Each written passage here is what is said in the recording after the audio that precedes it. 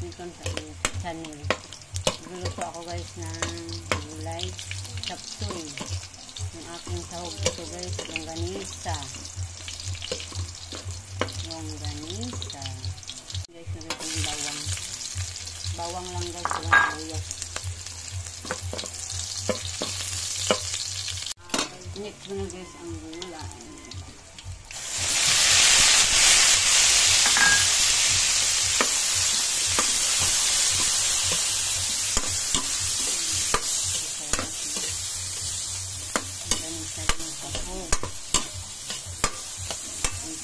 Soy.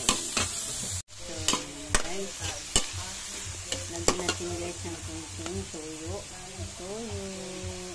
And guys,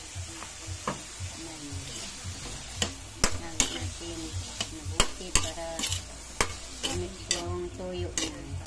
Ano yun ito?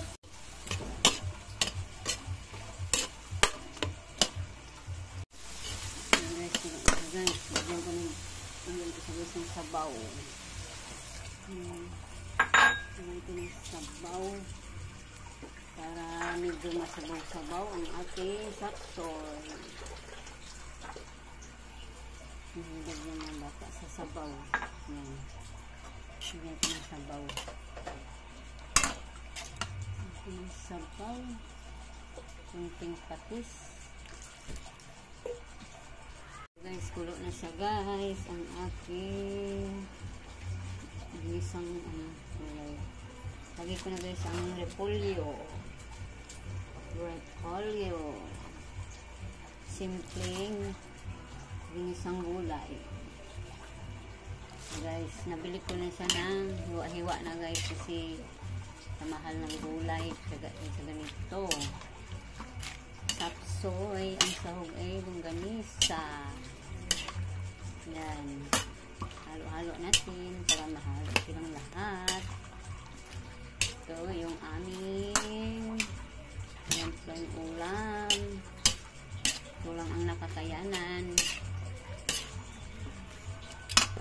Guys, lagay ko na guys ang seasoning para masarap ang ginisang gulay. Sa seasoning, ilalagay ang seasoning.